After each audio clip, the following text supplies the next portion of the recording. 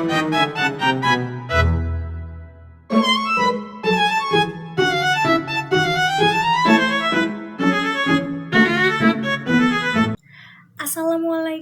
warahmatullahi wabarakatuh. Halo semuanya, apa kabar kalian semua yang sedang nonton video kali ini? Semoga kalian semua dalam perasaan yang senang dan juga dalam keadaan yang sehat. Jadi, di video kali ini saya akan membahas berita yang sedang viral atau yang lagi hangat-hangatnya diperbincangkan oleh masyarakat banyak. Nah, sebelum itu, untuk kalian semua, coba kalian ambil dulu cemilan kalian agar kalian bisa enjoy untuk menikmati video kali ini. Udah semuanya?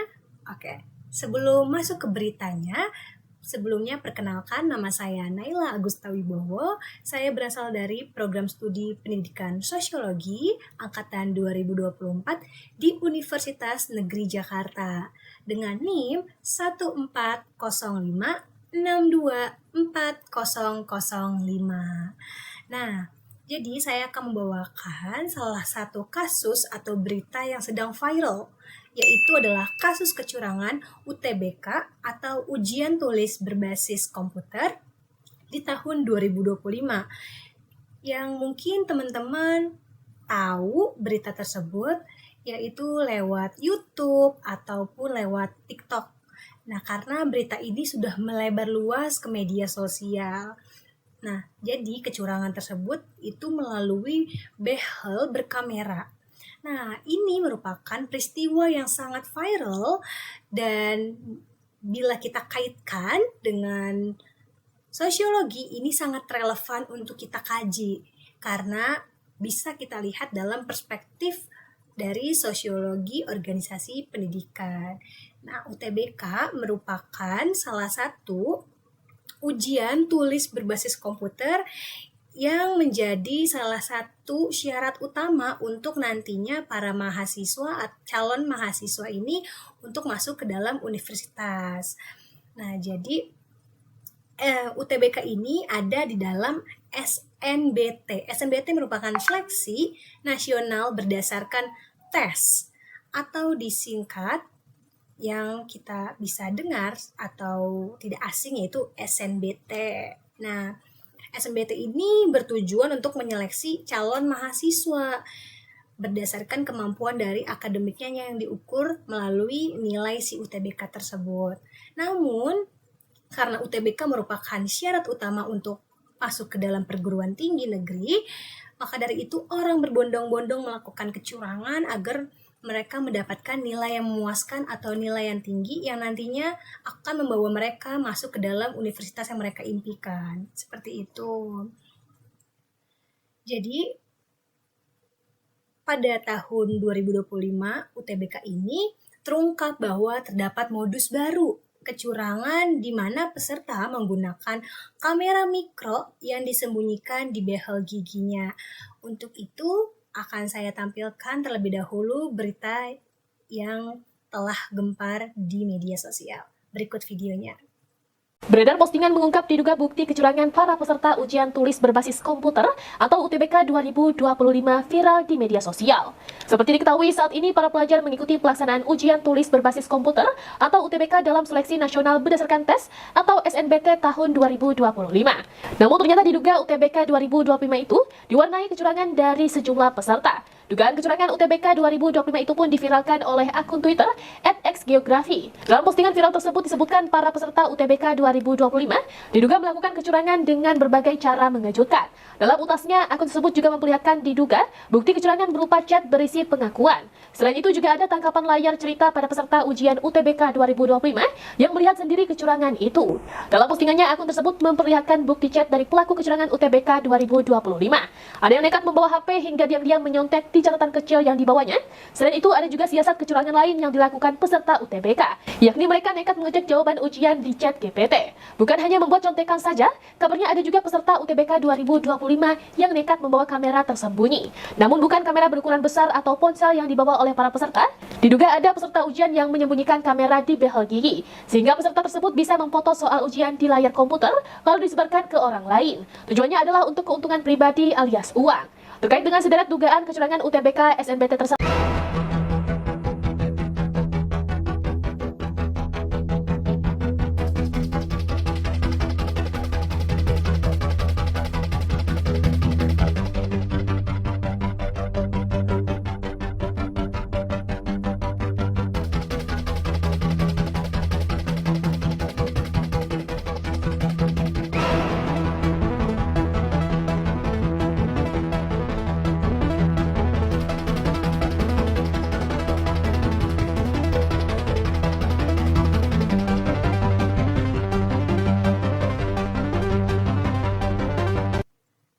teman-teman?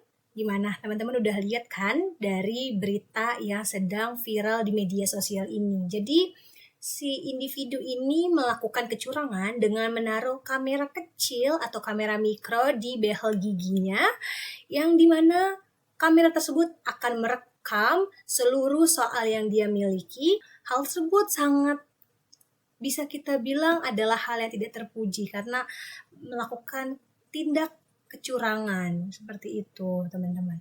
Nah, jika kita kaitkan dengan sosiologi organisasi pendidikan ini, terdapat beberapa yang dapat kita bahas. Yang pertama yaitu adalah budaya dan struktur organisasi. Nah, kasus ini menunjukkan bahwa budaya kejujuran ini dan integritas di lingkungan pendidikan ini masih lemah karena banyak sekolah dan juga lembaga bimbingan belajar yang lebih menekankan hasil akhir, yaitu lolos masuk perguruan tinggi. Karena kenapa bimbingan ini juga termasuk melakukan tindak kecurangan, mungkin mereka berpikir apabila nantinya banyak dari bimbel tersebut yang masuk negeri, maka bimbel tersebut akan semakin viral atau semakin banyak dikunjungi. Nah, oleh karena itu dia membantu melakukan tindak kecurangan yang bisa kita bilang ini merupakan hal yang sangat tidak baik karena bimbingan belajar merupakan bagian dari pendidikan dan hal tersebut tidak dianjurkan atau tidak diperbolehkan di dalam pendidikan seperti itu. Nah, yang kedua yaitu adalah dinamika sosial dan nilai. Jadi fenomena ataupun kecurangan UTBK di tahun 2025 ini juga memperlihatkan bahwa di masyarakat ini keberhasilan akademik sering dianggap lebih penting daripada proses belajar dan kejujuran. Jadi di tahun ini atau di era ini kita bisa lihat bahwa nilai yang tinggi itu lebih diagungkan daripada bagaimana proses mereka mendapatkan hal tersebut. Jadi mereka berbondong-bondong untuk melakukan tindak kecurangan, padahal mereka dengan tindak kecurangan tersebut mereka akan tahu bahwa ada sanksi yang tegas dalam hal tersebut. Nah, dengan ketidakjujuran tersebut akibatnya adalah banyak pihak yang melakukan kecurangan ini secara terorganisir, seperti si individu yang menaruh kameranya di behel giginya, dan bahkan dengan menggunakan teknologi yang canggih yaitu kamera mikro. Hal ini menunjukkan bahwa pengawasan dan juga kontrol sosial dalam dunia pendidikan ini masih lemah, sehingga pelaku bisa melakukan tindak kecurangan secara terorganisir. Ya, bisa kita lihat juga ya dari situ bahwa misalkan bahwa si pendidikan ini masih sangat lemah aturannya. Buktinya banyak yang telah melakukan tindak kecurangan di dalam UTBK. Seperti itu. Lalu yang ketiga yaitu adalah kolaborasi dan jaringan. Maksud dari kolaborasi dan jaringan adalah bahwa kecurangan UTBK tahun 2025 ini tidak hanya dilakukan oleh si peserta ujian, tetapi juga melibatkan dari lembaga bimbingan belajar. Nah, ini menandakan adanya masalah sistematik dan juga kolaborasi yang negatif di lingkungan pendidikan, di mana berbagai pihak ini bekerja sama untuk melakukan pelanggaran demi keuntungan bersama. Si individu mendapatkan keuntungan bahwa jika nantinya dia melakukan tindak kecurangan tersebut dan dia mendapatkan nilai yang baik, hal tersebut akan membawa dia masuk ke dalam bangku perkuliahan negeri. Sedangkan untuk bimbingan belajarnya akan mendapat juga hal yang menurut mereka hal yang menguntungkan, yaitu nantinya jika salah satu dari anggota pendidikan pembelajaran mereka itu masuk ke dalam universitas negeri, maka si bimbel tersebut akan semakin viral dan semakin banyak peminatnya. Oleh karena itulah mereka membantu dari tindak kecurangan si individu tersebut. Lalu adanya tantangan regulasi dan juga pengawasan. Maksudnya adalah kasus ini menjadi peringatan bahwa sistem pengawasan dan aturan di dunia pendidikan ini perlu ditingkatkan. Selain itu, praktik kecurangan seperti kamera di gigi behel ini tidak terulang lagi di masa depan.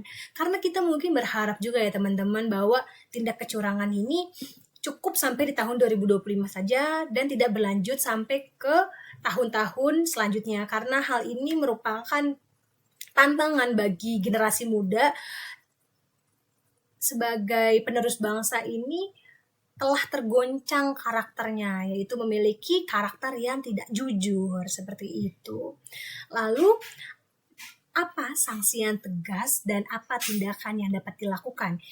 Nah, jika ada peserta UTBK tahun 2025 ini yang terbukti melakukan kecurangan, panitia akan memberikan sanksi yang tegas. Dan ini harus ya teman-teman, karena agar nantinya dia memiliki sifat yang jerak dan tidak melakukan tindak kecurangan lagi di berbagai tes selanjutnya.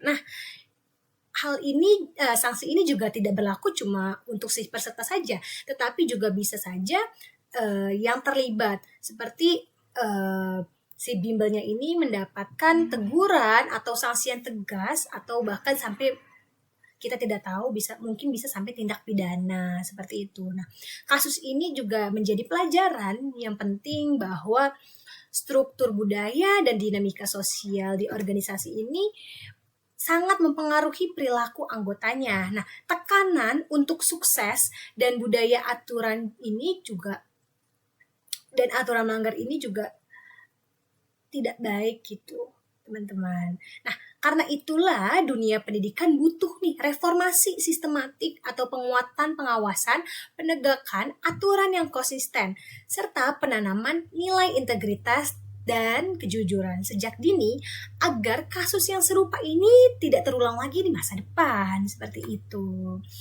Nah, yang bisa saya ambil dan yang bisa saya jelaskan kepada teman-teman dari kasus tersebut adalah bahwa kasus kecurangan UTBK tahun 2025 ini memperlihatkan bahwa adanya praktik curang yang semakin canggih dan terorganisir yang melibatkan teknologi seperti kamera mikro di behel ini, yang bisa kita tahu bahwa kamera mikro di behel, siapa sangka dan pemikiran dari mana sampai dia bisa melakukan hal seperti itu. Dan itu merupakan salah satu bentuk dari kontribusi si teknologi yang semakin canggih, teman-teman, seperti itu.